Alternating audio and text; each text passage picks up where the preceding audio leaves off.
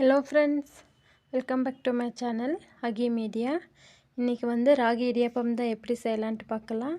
இதுக்கு தேங்காய் பால் நான் செய்ய போகிறேன். இப்போ நான் ஒரு கப் தேங்காய் எடுத்துக்கிறேன். இது கூட 3 ஏலக்காய் போட்டுக்கிறேன். நான் இப்போ கொஞ்சமாக தண்ணி ஆட் பண்ணிவிட்டு அரைச்சிட்டு வந்துடுறேன். இந்த மாதிரி ஒரு கிண்ணமும் ஜென்னை வச்சுக்கோங்க. இப்போ அரைச்சிட்டு வந்த தேங்காய் பாலை நம்ம இதில் சேர்த்துக்கலாம். அது கூட கொஞ்சம் தண்ணியும் ஆட் பண்ணிக்கலாம். நம்ம நல்லா இந்த மாதிரி ஸ்பூனில் அழுத்தி விட்டுக்கோங்க. இந்த மாதிரி வடிகட்டி இல்லைன்னா நீங்கள் துணியில் கூட புழிஞ்சு எடுத்துக்கோங்க. நான் இன்னொரு டைம் அரைச்சிக்க போகிறேன். கொஞ்சமாக தண்ணி ஆட் பண்ணிக்கோங்க. அப்போ தான் தேங்காய் பால் ரொம்ப டேஸ்ட்டாக இருக்கும். 2 டைம் மட்டும் எடுத்துக்கோங்க, அதுவே போதும். இப்போ நான் ஒரு பாதி கப் அளவுக்கு தண்ணி ஆட் பண்ணிக்கிறேன்.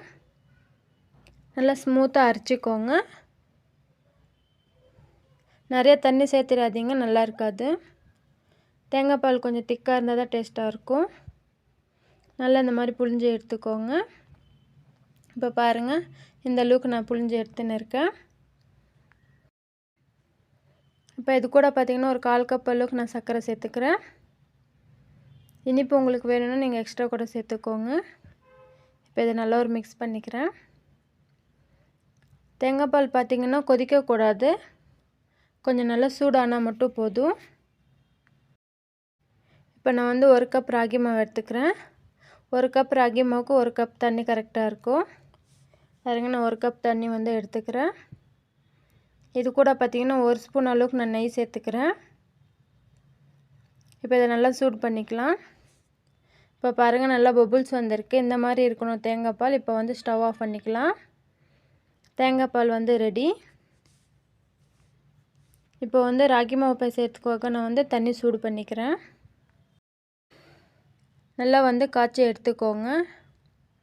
இப்போ ராகி மாவுக்கு தேவையான அளவு உப்பு நான் சேர்த்துக்கிறேன். இப்போ இதை நல்லா மிக்ஸ் பண்ணிக்கிறேன். இப்போ பாருங்கள், நல்லா காய்ச்சி இருக்கிற தண்ணி நான் ஆட் பண்ணிக்கிறேன். கொஞ்சம் கொஞ்சமாக ஊற்றி நல்லா மிக்ஸ் பண்ணிக்கோங்க.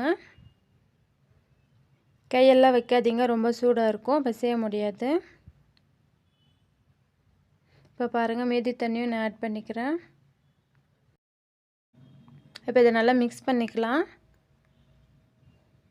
ஸ்பூனில் மிக்ஸ் பண்ணிக்கோங்க. அப்படி இல்லைன்னா வயர் விஸ்க் இருந்தால் மிக்ஸ் பண்ணிக்கோங்க. கை பொறுக்கிற சூடு வந்ததுமே நம்ம நல்லா பிசைஞ்சிக்கலாம். கையிலவே நல்லா அழுத்தி பிசைஞ்சிக்கோங்க. பாருங்கள், நல்லா சாஃப்டாக இருக்கு. 1 கப் ராகி மாவுக்கு 1 கப் தண்ணி தான் கரெக்டாக இருக்கும். இப்போ இது இருக்கட்டும். இப்போ பாருங்கள், நான் முறுக்கு சுற்றுற அச்சு எடுத்துக்கிறேன். எது சிறுசாக இருக்கோ அந்த பிளேட் நம்ம உள்ளே போட்டுக்கலாம். இப்போ மிக்ஸ் பண்ணி வச்ச ராகி மாவுலேருந்து பாதி எடுத்துக்கலாம். இப்போ இதை நான் இது உள்ளே போட்டுக்கிறேன்.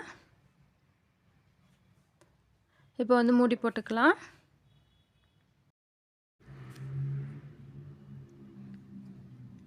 இப்போ இட்லி சுடுறோம் இல்லைங்களா, அது பிளேட் எடுத்துக்கிறேன் நான். இப்போ இதில் நான் நெய் அப்ளை பண்ணிக்கிறேன். நீங்கள் ஆயில் கூட யூஸ் பண்ணிக்கலாம்.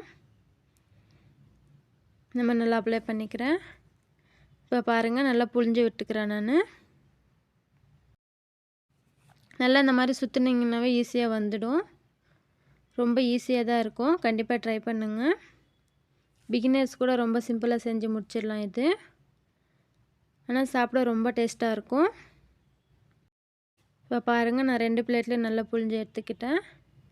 இது ஒரு 3 மினிட்ஸ் நல்லா வேக வச்சுக்கலாம். பாருங்கள், நான் இட்லி பாத்திரத்தில் நான் வச்சுக்கிறேன். இப்போ ஒரு 3 மினிட்ஸ் நல்லா வேக வச்சுக்கலாம். இப்போ பாருங்கள், நல்லா வெந்திருக்கு. தொட்டு பார்த்தா கையில் ஒட்டாது, இந்த மாதிரி தான் இருக்கணும். இப்போ இதை நான் எடுத்து கீழே வச்சுக்கிறேன். கொஞ்சம் சூடான பின்னாடி நம்ம பிளேட்டிங் பண்ணிக்கலாம். இது நீங்கள் பார்த்தீங்கன்னா சூடாக சாப்பிட்றத விட நல்லா ஆற வச்சு சாப்பிட்டிங்கன்னா ரொம்ப டேஸ்ட்டாக இருக்கும். அடிக்கடி இந்த மாதிரி செஞ்சு சாப்பிடுங்க. ராகி சாப்பிட்டிங்கன்னா ஹெல்த்துக்கு ரொம்ப நல்லது. சின்ன பசங்க இருந்தால் கண்டிப்பாக செஞ்சு கொடுங்க. இப்போ இது மேலே நம்ம வந்து தேங்காய் பால் ஊற்றிக்கலாம். நல்லா ஆற வச்சு சாப்பிடுங்க, அப்போ தான் ரொம்ப டேஸ்ட்டாக இருக்கும். என்னோடய வீடியோஸ் உங்களுக்கு பிடிச்சிருந்துச்சுன்னா ப்ளீஸ் சப்ஸ்கிரைப் பண்ணி சப்போர்ட் பண்ணுங்கள். நீங்கள் சப்ஸ்கிரைப் பண்ணால் தான் நான் எப்போல்லாம் வீடியோஸ் அப்லோட் பண்ணுறேனோ அப்போல்லாம் உங்களுக்கு நோட்டிஃபிகேஷனில் வரும். ஓகே ஃப்ரெண்ட்ஸ், நெக்ஸ்ட் வீடியோவில் பார்க்குறேன். பாய்.